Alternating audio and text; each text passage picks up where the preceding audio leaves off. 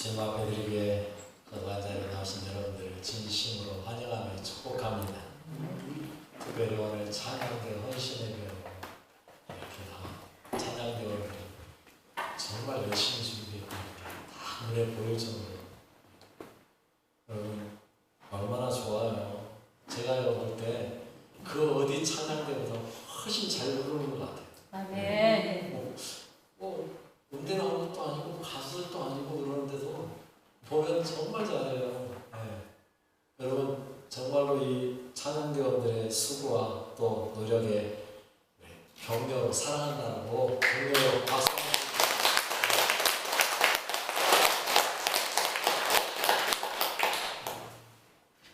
여러분들은 어떤 생각을 가지셨는지 모르겠는데 저는요 청년 때 제 소망 중에 하나가 뭐였냐면 찬양대 죽을 때까지 찬양대 앉아서 하나님 찬양하다 가게 해주세요 했어요.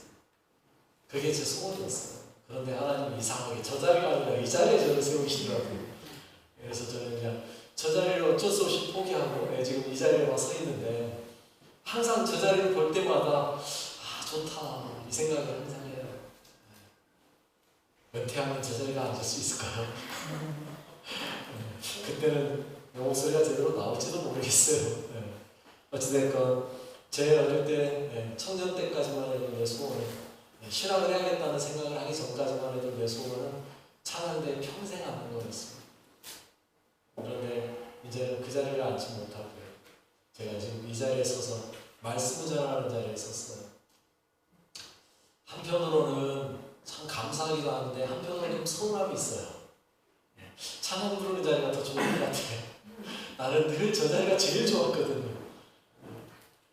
하나님 나라 가면 여러분 하나님 나라 가면 제가 감히 이 자리에 서서 설교를 할 수 있겠습니까? 뭐 하겠습니까? 그러잖아요. 하나님 앞에서 제가 설교하겠다고 하겠어요? 그런데 하나님 앞에 가면 찬양대는 계속 찬양할 수 있을 거 아니에요. 얼마나 좋아요. 늘 여기서 하던 걸 하나님 나라 가서 또 하는 거예요. 그거 정말 부럽더라고요. 생각해서. 여러분 하나님을 찬양하는 것 같이 좋은 일이 없음을 믿으시기 바라겠습니다. 저 자리에 앉아야만 되는 건 아니고요.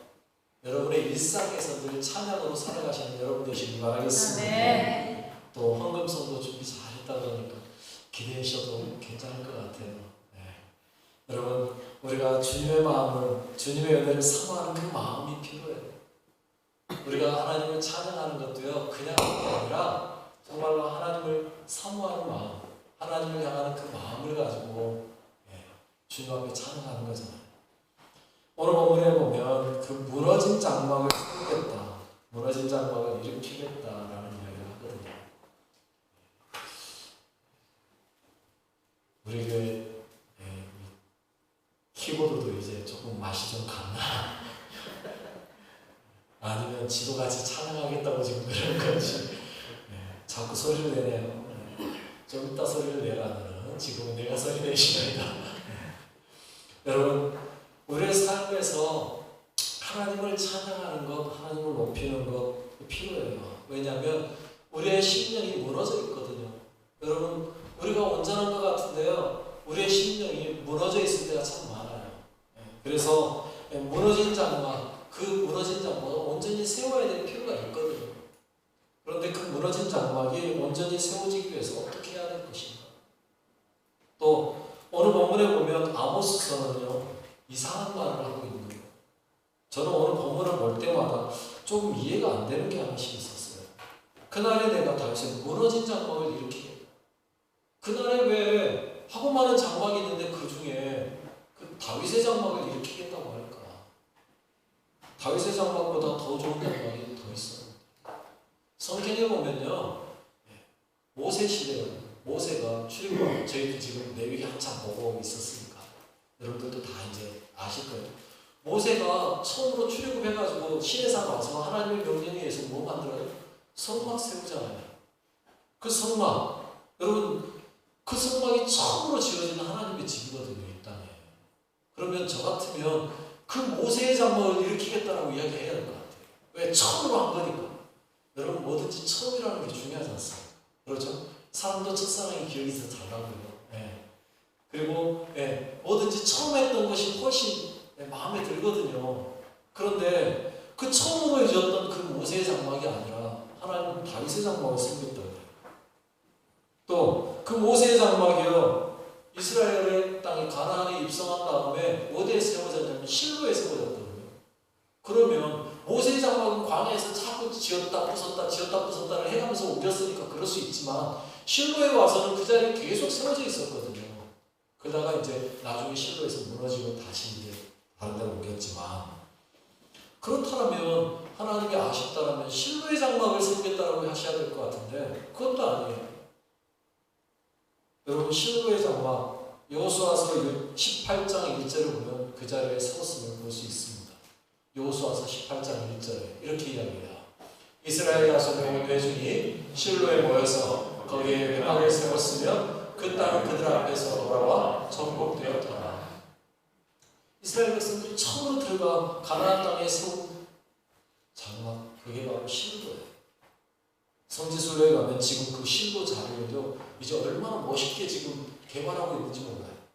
제가 두 번째 성지순례 갔을 때 그 실로라는 곳을 가게 됐어요. 가서 보니까 정말 멋있게 잘 지금 조성하고 있더라고요. 한참 조성하고 있다고 그러더라고요. 지금은 이제 다 했을 것 같아요. 얼마나 멋있게 해놨는지. 여러분, 그런데 그 실로도 아니라는 거예요. 오늘 본문에 뭐라고 말한다고요? 다윗의 장막. 다윗의 장막. 여러분, 엄밀히 말하면 요즘 젊은이들 표현하면 이 다윗의 장막은요 짭이라고 그러더라고요. 여러분, 그 짭이 뭔지 아세요 혹시? 가짜라는 말을요 짭이라고 표현한다고 그러더라고요. 다윗의 장막은요 엄밀히 말하면 짭이에요. 가짜라고요. 왠지 아세요? 그 다윗의 장막에는요 딱 한 가지만 들어가 있었어요. 뭐요? 여호와의 언약궤예요. 여러분, 엄밀히 말하면 모세의 장막은요 언약궤만 있었던 게 아니잖아요. 우리 다 봐왔지만 거기에 등잔대도 갖다 놓고 진설병상도 갖다 놓고 그냥나무 갖다 놓고 그리고 밖에 쪽에다는 제단, 번제단과 물두멍까지 제대로 갖췄던 거거든요. 그런데 그게 아니라 오직 다윗의 장막은 유일하게 딱 한 가지 뭐만 있었다고요? 언약궤만 갖다 놨어요. 언약궤만. 그런데 하나님은요 그 장막을 그리워하시는 거예요. 오늘 본문에서는 나는 그 장막 치우겠다. 그 장막 일으킬 거야 라는 거예요. 여러분, 오늘 본문에 아모스가 말하는 이 시대만 해도요 예루살렘에 가면 솔로몬 성전이 있었습니다. 솔로몬 성전이 버젓이 있었다고요. 그런데 하나님은요 아모스를 통해서 하시는 말씀이, 야, 그 멋있는 거 화려한 그 성전 필요 없어. 나는 그게 아니라 다윗의 장막 세울 거야. 도대체 이유가 뭘까요? 왜 하나님은 그 초라하고 볼품없고 정말로 언약궤 하나 딸랑 들어가 있던 그 다윗의 장막을 일으키겠다고 하실까요? 그 이유가 뭘까요? 오늘 그 이유를 분명히 아시면 그래서 그렇구나 아셔야 돼요. 지금쯤이면 이제 논문이 좀 들어야 돼요. 성가대 헌신, 찬양대 헌신에는 왜 느닷없이 다윗의 장막 일으키는 소리를 했어? 이유가 있어요. 여러분, 오늘 본문의 이야기가 다윗의 장막이 왜 이야기가 되는지 한번 보셔야 돼요. 다윗이 왕이 되고 나서 예루살렘을 점령했죠. 여호수아에 의해서 다스리고 있던 여호수아 예루살렘을 통치했습니다. 그리고 거기에 다윗이 뭘 해요? 자기 집을 세웠죠. 그래서 예루살렘을 일컬어 다윗성이라고 불렸어요. 그런데 다윗이 거기에서 살면서 한 가지 아쉬운 게 있었어요. 하나님의 언약궤를 이곳에 가까이 두면 내가 날마다 가서 볼 수 있을 텐데 하는 마음이었어요. 그래서 그 언약궤를 좀 가지고 올라와야겠다 마음을 먹는 거죠. 그래서 오랫동안 방치되어 있던 그 언약궤를 메어 올리기로 합니다. 사무엘하 6장 2절에 그렇게 말하고 있어요. 읽어볼게요. 다윗이 일어나 자기와 함께 있는 모든 사람과 더불어 바알의 유다로 가서 거기서 하나님의 궤를 메어보려 하니 그 궤는 그룹들 사이에 좌장하신 만군의 여호와의 이름으로 불리는 것이다. 아멘. 언약궤를 메고 와야겠다 하는 마음을 품고요. 하는데 읽지는 않았지만 사무엘하 6장 1절에 보면 군사를 모으는데 3만 명의 군사를 모아요. 궤 하나 메고 오려고 3만 명을 모아요. 장성 군민이 지금 4만 3천 명 정도 된다는데 3만 명이면 어마어마한 거죠. 그렇죠? 3만 명을 모아가지고요 그들과 함께 궤를 메어 올리기로 마음먹고 가는 거예요. 갔는데 이미 아비나답은요 그 집 사람들이 다윗이 언약궤를 메어가겠다라는 말을 듣고 준비를 다 해놨어요. 어떻게 해요? 수레에다 딸랑 실어가지고 준비 딱 끝난 거예요. 그래서 다윗도 그래 그럼 가자 하고 수레에 싣고 왔어요. 오다가 어떤 일이 일어나요? 7절에 이렇게 말하고 있죠. 읽어봅시다. 여호와 하나님이 우사가 잘못함으로 말미암아 진노하사 그를 그곳에서 치시니 그가 거기 하나님의 궤 곁에서 죽으리라. 우사가 죽어요. 왜 죽었다고 이야기하고 있어요? 잘못했기 때문에. 누가 잘못했어요? 우사가 잘못했어요. 왜요? 수레에 싣고 안 됐거든요. 언약궤는 수레에 싣고 가는 게 아니었거든요. 그런데 이 일의 주동자가 누구였다는 이야기예요? 우사였다는 이야기예요. 그래서 우사가 죽자 다윗은 야 사람이 죽은 언약궤를 내가 어떻게 집으로 바로 들고 오겠냐. 안 되겠다. 오베데돔의 집으로 가지고 가라. 오베데돔의 집에 갖다 놨어요. 그런데 그 오베데돔의 집에 놔둔 지 3개월밖에 안 됐는데 오베데돔의 집이 어떻게 됐다고요? 복을 엄청 받았다는 이야기를 들어요. 그러니까 다윗이 아니야 그러면 괜찮겠다. 다시 메고 오자 하는 거예요. 그리고 다시 메고 오는데 다시 메고 오는 이야기를 어디로 가서 보셔야 더 흥미진진해지냐면 역대상 15장으로 가야 돼요. 역대상 15장 2절에 보면 이렇게 말하기 시작해요. 읽어볼게요. 다윗이 이르되 레위 사람에게는 하나님의 궤를 맬 수 없나니 이는 여호와께서 그들을 택하사 여호와의 궤를 메고 여호와의 그를 섬기게 하셨습니다. 다윗이 이제는 정확하게 선포하는 거예요. 야 수레 아니야. 레위 사람이 메야 돼. 그러니까 남들은 손도 대지 말고 기다려. 그리고는 어떻게 하냐면요. 이제는 3만 명이 아니에요. 온 백성들을 예루살렘으로 불러 모아요. 3절에 그렇게. 뭘까요? 다윗이 이스라엘 온 무리를 예루살렘으로 모으고 여호와의 궤를 그 마련한 곳으로 메어 올리고자 하여 온 백성들을 다 불러 모았어요. 그리고 야 예루살렘으로 궤 메고 올라올 거니까 다 모여 불러 모았어요. 그리고 그 중에 대표적인 사람들, 레위인들, 제사장들을 불러다가 당신들이 언약궤를 메라 라고 명령을 해요. 11절에 이렇게 이야기합니다. 제가 읽어드릴게요. 다윗이 제사장 사독과 아비아다를 부르고 또 레위 사람 우리엘과 아사야와 요엘과 스마야와 엘리엘과 암미나답을 불렀다. 8명. 그 8명을 불러다가 너희들이 언약궤를 메야 돼. 그리고 이제 메고 올라올 거야 라고 얘기해요. 여러분 언약궤를 메는데 몇 명이 동원됐다고요? 8명. 그 8명이 어깨에 메고 옮기는 거예요. 제가 진짜 하고 싶은 이야기는 이제부터 나와요. 이제부터. 16절이에요. 이렇게 말하고 있어요. 읽어봅시다. 다윗이 레위 사람의 어른들에게 명령하여 그의 형제들을 노래하는 자들로 세우고 립마와 수금과 재금 등의 악기를 울려서 즐거운 소리를 크게 내라. 무슨 말이에요? 야 레위 사람들 어른들 다 모여봐. 그리고는 그들이 뭐라? 네 형제들 중에 노래 잘하는 자들 다 뽑아. 그래서 악기 다루는 자도 뽑고. 그래서 비파와 수금과 재금 등의 악기를 울리고 그리고 그들이 악기를 울릴 때 우리를 메고 갈게. 이야기합니다. 찬양대가 조직되는 거지. 그리고 27절에 이렇게 이야기합니다. 읽어봅시다.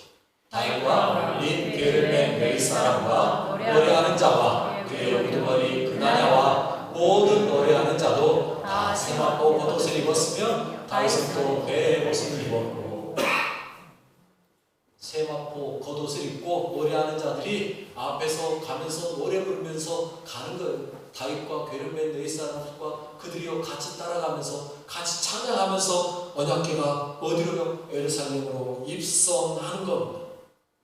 여러분 모든 사람들이 그걸 뭐하고 있는 거예요? 지켜보는 거예요. 감격스럽지 않습니까? 저는요 그 장면을 상상만 해도 머릿속에 그림만 그려봐도요 와 정말 대단하다. 장성에서 이런 거 한번 해볼까요? 어떨까요? 모형으로 언약궤 하나 만들고 우리 성가대원들 장성에 있는 다른 교회 성가대원들 다 불러다 모아놓고 목사님들이 언약궤 가짜지만 그거 메고 장성 한가운데 행진을 한번 할까요? 멋지게 보이지 않을까요? 야, 저 사람들 뭐한대? 사람들 다 쳐다보지 않을까요? 기자들 와가지고 사진 빵빵빵 찍지 않을까요? 여러분, 공식적인 찬양대가 다윗에 의해서 결성되는 거예요. 그리고 그 언약궤가 입성하는 거죠. 어때요? 그리고 다윗이 세운 그 장막으로 들어가는 거예요. 16장 1절 이렇게 읽어봅시다. 하나님의 교회로 들어가서 다윗이 그것을 위하여 친 장막 가운데 두고 번제와 화목제를 여호와께 드리니라. 장막 안에 들어버렸어요. 여러분, 다윗의 입장에서는 얼마나 감격스러웠겠어요. 얼마나 감동됐겠어요. 언약궤를 드디어 자신의 집 근처에 갖다가 딱 세워놓고 얼마나 흥분됐겠어요. 야, 정말 좋다. 드디어 하나님의 언약궤를 가까이 둘 수 있게 되었구나. 그런데 여기에서 끝난 게 아니라는 거예요. 16장 4절에 이렇게 이야기하고 있어요. 읽어봅시다. 또 레위 사람을 세워 여호와의 궤 앞에서 섬기며 이스라엘 하나님 여호와를 칭송하고 감사하며 찬양하게 하였으니. 제일 감동되는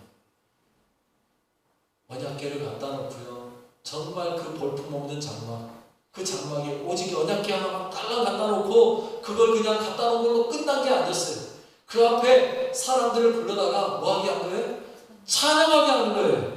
그것도 한 번만 하고 하는 게 아니고요. 끊임없이 칭송하고 감사하며 찬양하게 하는 거예요. 즉 다윗이 갖다 놓은 그 언약궤 앞에서는 뭐가 계속 퍼지는 거예요? 하나님을 찬양하는 소리가 계속해서 울려나는 거예요. 저희 신촌교회 내에서도 그런 일이 있었으면 좋겠어요. 늘 성도들이 찬양하는 모습, 찬양하는 삶, 얼마나 멋있어요. 그걸 못하니까 제가 기계라도 좀 해라 해서 날마다 틀어는 놔요. 날마다 교회당, 예배당 안에다 찬양 소리 틀어는 놔요. 들어올 때마다 찬양 소리가 들리면 참 기분이 좋아요. 근데 어떤 때는 한 번씩 누군가가 와서 꺼놓을 때가 있어요. 우리 애들이 와서 뭔가 피아노 연습하다가 또는 드럼 연습하다가 꺼놓고 그냥 와버릴 때가 있더라고요. 그러면 제가 와서 들으면 안 들리면 꺼졌네 와서 다시 켜고 찬양 소리가 끊임없이 들리게 만들어요. 여러분, 기계가 내는 찬양 소리보다 더 중요한 것은 여러분의 심령이 울려주는 찬양 소리가 필요하다는 거죠. 여러분의 마음에서 일어나는 그 찬양이 필요하다는 거죠. 찬양하시고 다윗은요 온전한 마음으로 하나님만 바라봤다. 다윗은 여기에서 멈추지 않았다는 거죠. 그렇게 장막에 갖다 놓고 하나님에게를 갖다 놓고 나서 다윗이요 생각하는 거예요. 나는 백향목궁에 굴어 거하고 있는데 하나님은 저 초라한 천막 하나에 하나님을 언약궤를 모셔다 놨다는 게 마음 아픈 거예요. 그래서 다윗이 어떤 마음을 먹어요? 아니다. 하나님도 백향목궁에 거하게 만들어줘야겠다. 그래서 하나님 앞에 그걸 고하지 않습니까? 나단 선지자를 찾아가서 하나님이 근데 허락해요? 안 해요? 됐다. 노 땡큐. 그러나 네 아들로 그 성전 세우게 할게 라고 말해요. 그 말에 다윗은 어떻게 합니까? 여러분, 그 말이요 다윗은요 준비하는 거예요. 그 준비하는 이야기가 역대상 22장에서부터 쭉 나오는데요. 성전 건축을 준비하는 거예요. 뭐부터요? 성전에 쓸 못부터 시작해서 나무며 돌이며 그 안에 장식할 것이며 다 준비하는 거예요. 여러분, 솔로몬이 한 게 아니에요. 제가 볼 때 다윗이 했어요. 솔로몬은 그런 거 갖다가 그냥 조립만 한 거예요. 조립만. 다윗이 다 했어요. 그런데 성전 건축하는 이야기가 나오는데요. 역대상 22장부터 쭉 나오는데 놀라운 이야기가 25장에 나와요. 뭔지 아세요? 찬양을 맡은 사람들에 대한 얘기까지 또 나와요. 25장 1절에요. 찬양대를 조직하는 게 이렇게 읽어볼까요? 다윗이 군대 지휘관들과 더불어 아삽과 헤만과 여두들의 자손 중에서 구별하여 섬기게 하되 수금과 비마와 제금을 잡아 신령한 노래를 하게 하였으니 그 징구대로 일어난 자의 수요는 이러하니라.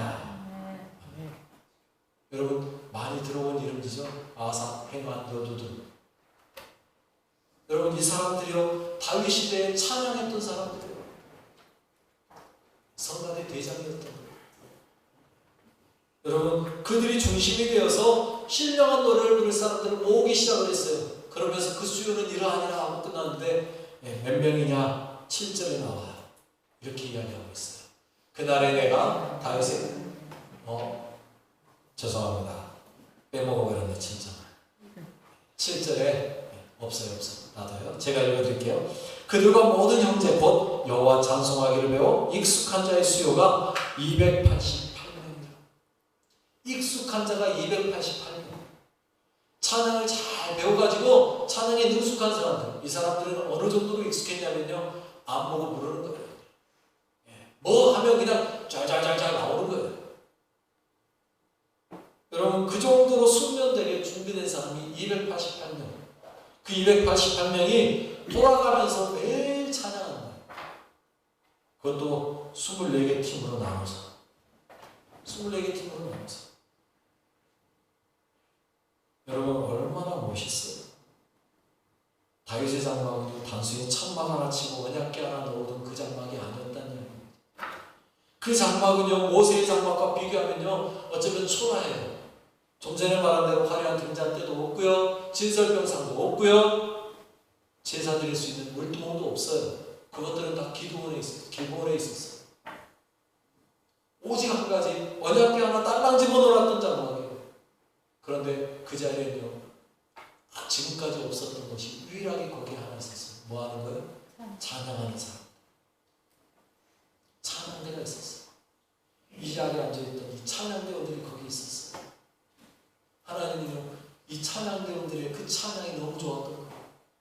다윗의 그 순수한 마음, 그 마음이 너무 기뻤던 거예요. 그래서 하나님이요, 늘 그걸 주어 가시는 거예요. 그래서 아모스에게 뭐라고 말해요? 무너진 장막 다시 세울 거예요. 내가 그 다윗의 무너진 장막 그거 다시 세울 거예요. 저 솔로몬 성전 저거 필요 없어. 나는 다윗의 무너진 장막이 훨씬 더 마음에 들어요. 그래서 그 말씀하시죠. 오늘 보면 아모스 9장 11절. 다시 한번 읽어볼게요. 같이 읽어봅시다. 그날에 내가 다윗의 무너진 장막을 일으키고 그것들의 틈을 막으며 그가 무너진 것을 일으켜서 옛적과 같이 세우고. 무너진 장막 일으켜줄 거예요. 그리고 그 틈을 막고, 그리고 그 허물어진 건 내가 일으킬 거예요. 누가 하시겠다고요? 하나님이 직접 하시겠다는 거예요. 사람들에게 그거 세워라 말씀하시지 않겠다는 거예요. 내가 직접 할 거예요. 내가. 왜요? 그 안에서 다윗의 그 순수함과 다윗의 그 놀라운 충성심과 그 마음을 보았기 때문에, 그 찬양대, 그 찬양 소리가 들렸던 그 기쁨이 있었기에. 그런데 여러분, 이 무너진 다윗의 장막이 지금 세워졌나요? 아니요. 아직 세워지지 못했어요. 언제 세워질 수 있을까요? 마지막 때가 되면 그 288명보다 더 많은 사람들이 그 마지막 때에 하나님을 찬양하게 될 거예요. 여러분, 그러면 그때 당시에 마지막 때가 되면 찬양대원이 몇 명일 것 같아요? 여러분, 잘하는 사람들이 나와요. 계시록에 보면요, 14만 4천 명이 바로 찬양대원이라고 나와요. 제 이야기 아니에요. 여러분, 계시록 14장 2절에 그렇게 말하고 있어요. 읽어볼까요? 계시록 14장 2절 시작. 내가 하늘에서 나는 소리를 들으니 많은 물소리와 같고 큰 물의 소리와 같은데 내가 들은 소리는 검은 것 타는 자들이 그 검은 것을 타는 것 같다. 여러분, 14만 4천 명이 부르는 찬양이고 많은 물소리 같고 큰 물의 소리 같아요. 검은 것 타는 자들이 그 검은 것 소리 같이 너무 멋있었어요. 그런데 이걸요, 누가 불렀다고요? 14만 4천 명이 불렀다니까요. 그것이 1절에 나옵니다. 14장 1절. 그런데 여러분, 그 찬양을 얼마나 대단한 건지 3절 말씀에 이렇게 이야기하고 있어요. 읽어볼게요. 그들이 의자 앞과 내 생물과 장로들 앞에서 새 노래를 부르니 땅에서 소리나는 말은 14만 4천 밖에는 능히 이 노래를 배울 자가 없다. 마지막 때에는요, 14만 4천 명만이 하나님을 찬양하는 노래를 배울 수 있다. 여러분, 그 자리에 앉아있고 싶지 않으세요? 그 14만 4천 명의 그 찬양대에 함께하고 싶지 않으세요? 나는 이걸 꿈꿔요. 하나님, 내 소망이 저 자리에서 평생 앉아있는 거 그거 못했지만 저 자리를 한번 가고 싶습니다 라는 생각을 해요. 나도 저 자리에 앉아서 같이 찬양 부르면 얼마나 좋을까. 그런데 아무나 되는 게 아니라, 아무나 되는 게 아니라 저 자리에 앉으려면요 자격이 있어야 돼요. 4절로 5절에 이렇게 말하고 있어요. 먼저 4절부터 볼게요. 읽어볼까요? 이 사람들은 여자와 더불어 더럽히지 아니하고 순결한 자라. 어린 양이 어디로 인도하든지 따라가는 자며 사람 가운데서 순결함을 받아 처음 익은 열매로 하나님과 어린 양에게 속한 자들이니.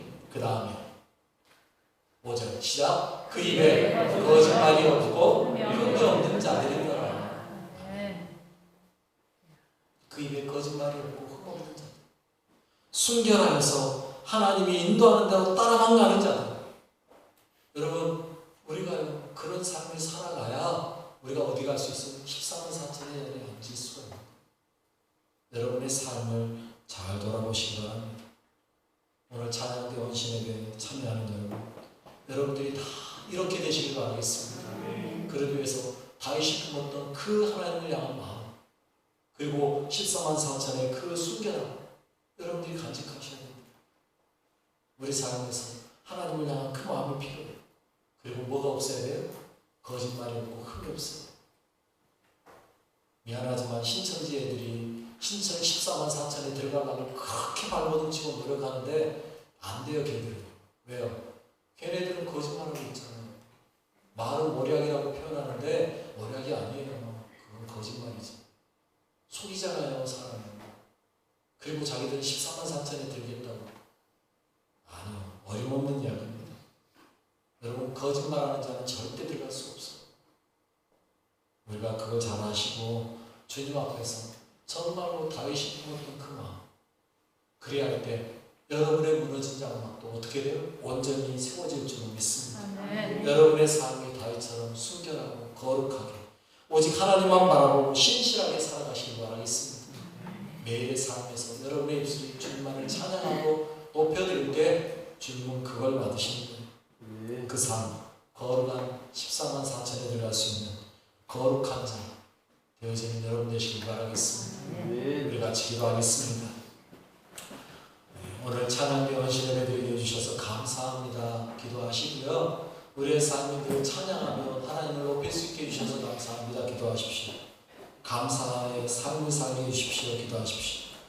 또 우리가 다윗처럼 하나님 앞에 온전히 드려지고 하나님만 사랑하는 자 되어 무너진 장막을 세우고 하나님께 영광 돌리는 마지막 때 14만 4천에 들어가 순결하고 거룩한 하나님을 따르는 자로 살기 원하오니 주여 저희들의 찬양을 받으시고 저희들의 기도도 받으시고 저희들의 삶도 받아주십시오. 우리 같이 기도하겠습니다.